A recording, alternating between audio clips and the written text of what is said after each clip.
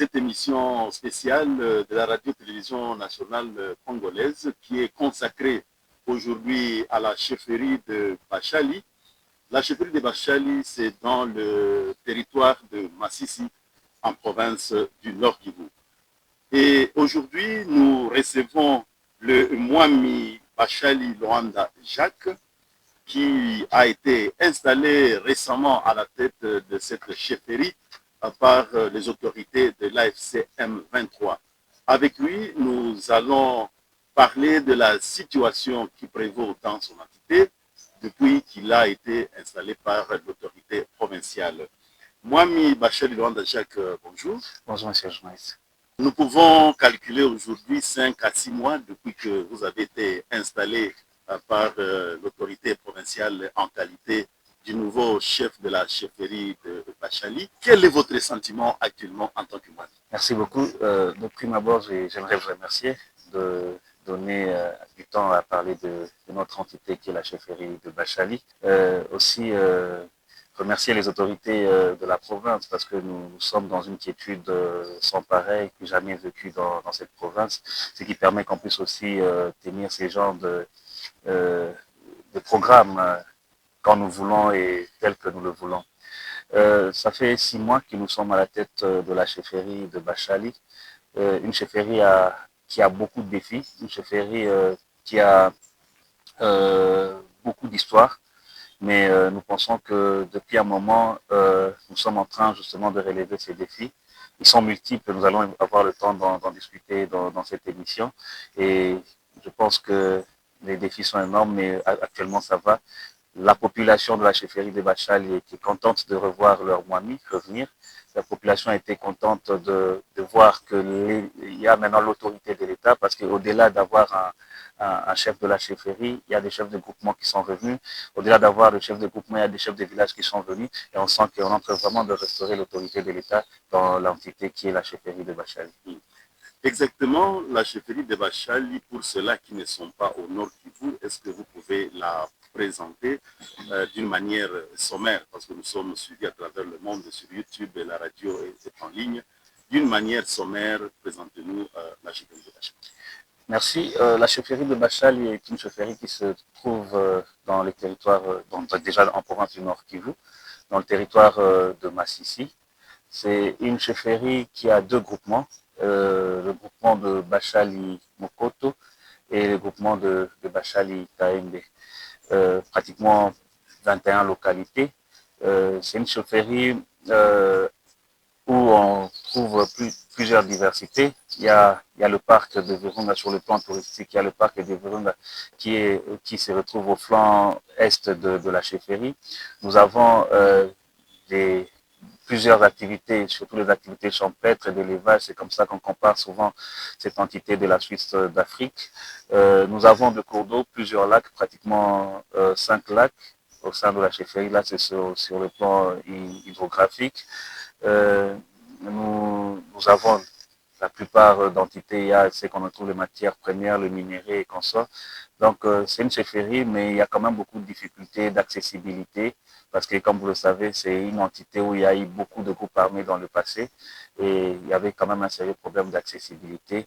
Les routes, c'est à peine que les initiatives se font voir et se rendent palpables en termes d'ouverture de routes, et je crois que c'est la brève présentation que je peux faire de la chefferie. Peut-être les limites de la chefferie de Bachali. Commençant d'abord, nous avons des limites avec la chefferie de Barounde, qui est la chefferie voisine. Nous avons des limites avec la chefferie de Buito, dans le territoire de Rutshuru, parce que nous sommes justement séparés par la rivière Mweso.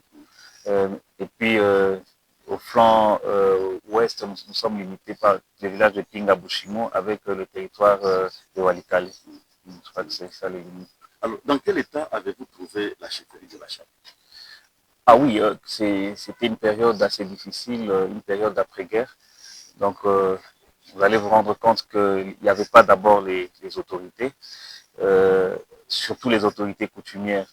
Et il y avait aussi un manque de confiance entre la population et les autorités des faits, si je peux le dire comme ça, puisque les autorités de l'AFC ont constaté qu'il ne fallait pas laisser les entités sans les autorités. Alors on avait mis des chefs des cités, des chefs des centres qui n'avaient pas qui avait difficile à créer cette confiance, un cadre de confiance avec la population. Mais maintenant que nous sommes rentrés, on travaille avec eux, on sent qu'il y a quand même ce cadre de confiance qui est en train de se créer progressivement. Au-delà de cela, on a trouvé une chefferie, comme vous le savez, ça fait très longtemps que la chefferie a eu vraiment un dirigeant. Mon grand-père, qui fut le Mwami Bachali, a régné depuis 1954 jusqu'en 2004, mais les temps vers la fin, c'était quelqu'un d'épuisé et qui n'avait pas vraiment les personnes autour de lui pour l'accompagner dans cette tâche. Alors on a trouvé quand même beaucoup de désordre, même sur le plan administratif, et on essaie maintenant de restaurer les choses et remettre les choses sur la sellette, question euh, de répondre aux besoins et aux desiderata de nos populations. À l'époque, il y avait beaucoup de conflits interculturels, les Baoundés, les Bahutus, les Batoussi, ça ne marchait pas à l'époque. Est-ce que vous avez trouvé ce problème dans la chefferie quand vous avez pris le règne? Bon, c'est pas seulement dans la chefferie de Bachal, vous allez vous rendre compte que le problème de cohabitation, le problème d'acceptation mutuelle est un sérieux problème qu'on vit au quotidien ici, pas seulement dans la province du Nord Kivu. Vous voyez aujourd'hui qu'on n'est plus de Kinshasa, qu'on n'est plus Luba, qu'on n'est plus Mukongo, on est taxé quand on est Moussoali, on est taxé d'étrangers. Donc cette problématique de cohabitation s'est vécue. On a pu vivre cela aussi dans la chefferie des Bachali. Mais aujourd'hui, avec les autorités, je pense que c'est parmi même les pièces angulaires de la mobilisation autour du vivre ensemble. Avec les autorités, on essaye au quotidien de montrer à la population de cette entité que tant qu'on n'arrive pas à s'accepter mutuellement, tant qu'on n'arrive pas à vivre ensemble, on sera toujours buté à cette problématique de guerre interethnique qui ne se termine pas. Aujourd'hui, vous allez vous rendre compte que les tribus ou bien les ethnies, chacun crée un groupe armé pour protéger les siens.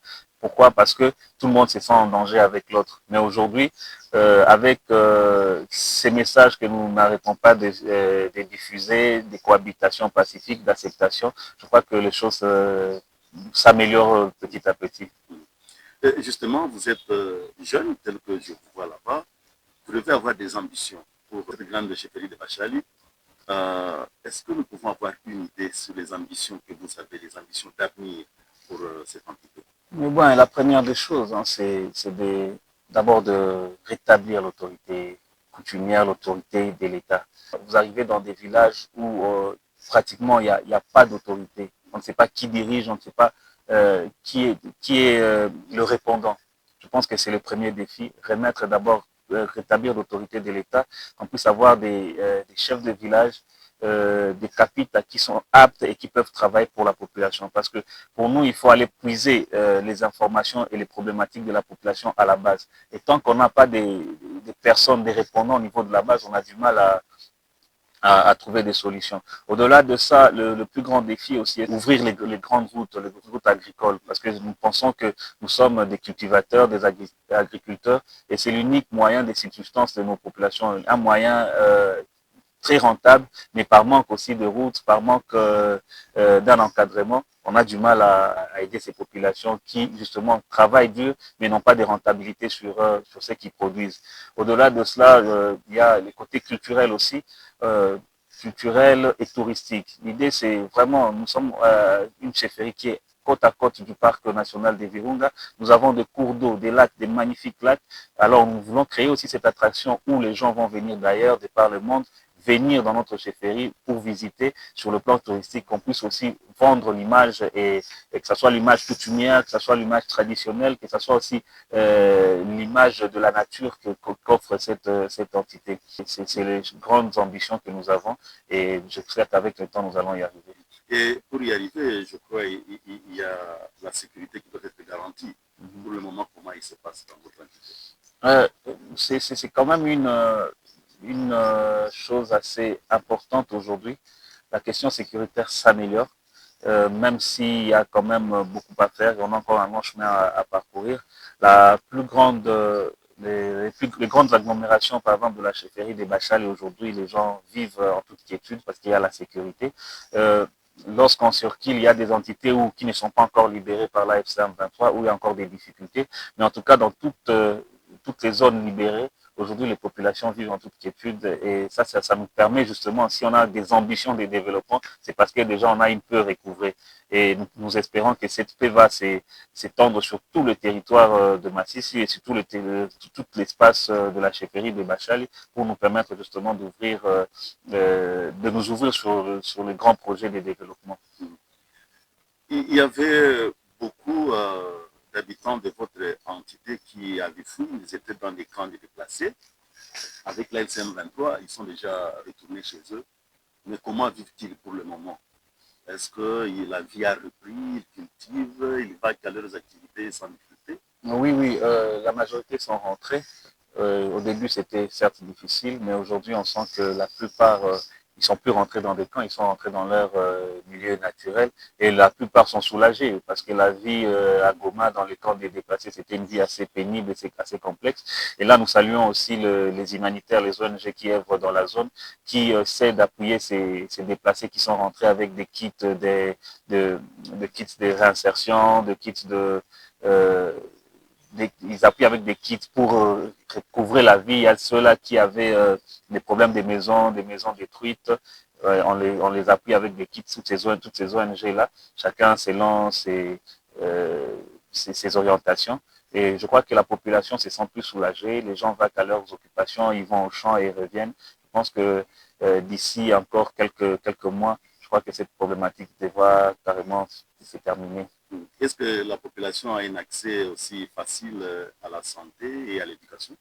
Oui, on a quand même la chance. Les écoles les enfants vont à l'école. Euh, il n'y a pas de problème sur ce point-là. Il n'y a pas de problème de médicaments puisqu'on a la plupart des zones de santé. On a l'appui des ONG qui continuent à couvrir à certains niveaux les soins de santé. Donc nous pensons que ce n'est pas ce que méritent nos populations. Vous savez, quand l'État a abandonné pendant longtemps ces populations, c'est toujours compliqué, mais ce n'est pas ce que mérite la population. Mais nous pensons qu'avec le temps, vu que nous sommes en pleine construction, nous allons devoir pallier à chaque problème progressivement.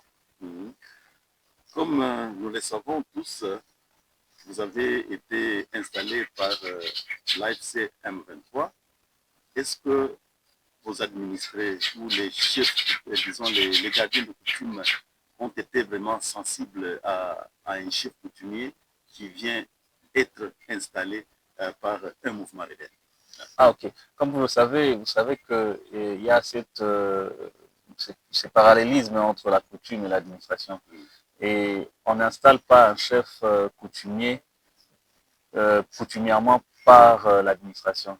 Donc vous allez comprendre que sur le plan coutumier, nous avons fini avec tout ce qui concerne la coutume, et ça c'est fait justement par le gardien des coutumes.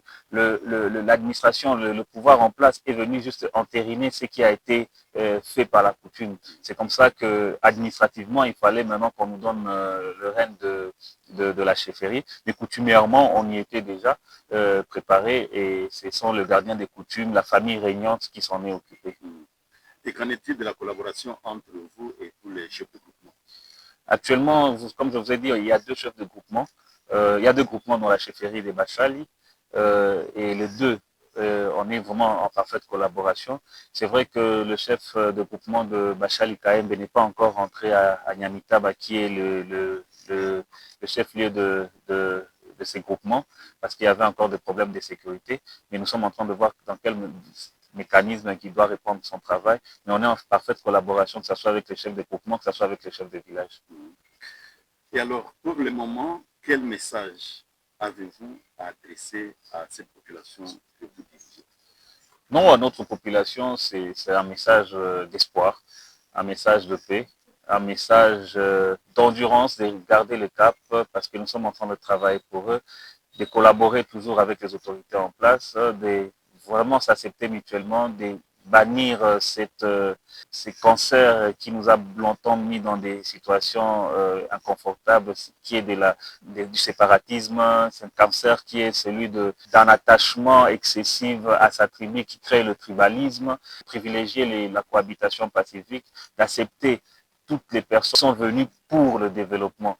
Que ce soit les gens qui viennent des États-Unis, que ce soit les gens qui viennent, je ne sais pas, de l'Angola, que ce soit les gens qui viennent de partout dans le monde, s'ils viennent avec un élan de développement, de les accueillir et d'accepter maintenant toutes les tribus qui vivent dans notre chefferie pour que nous puissions justement consolider la paix.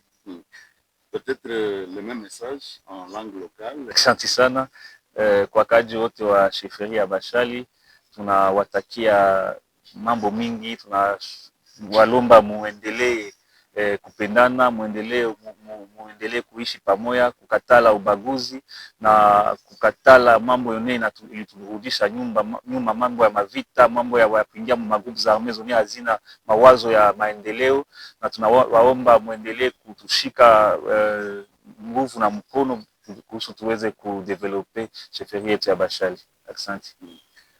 Voilà, nous sommes à la fin de cette émission spéciale qui était consacrée à la chefferie de Bashali dans le territoire de Massissi. C'était pour nous un plaisir de rencontrer le Mwami Loanda Jacques. Merci beaucoup pour votre disponibilité. Merci. Et nous espérons que ce ne sera pas la dernière fois. On est là disponible pour vous. D'accord. Merci à tous les auditeurs. Merci également à tous les téléspectateurs qui sont en train de nous suivre en ce moment. Ceux-là qui nous suivent en ligne et ceux-là qui nous suivent sur YouTube. Merci et à la prochaine occasion.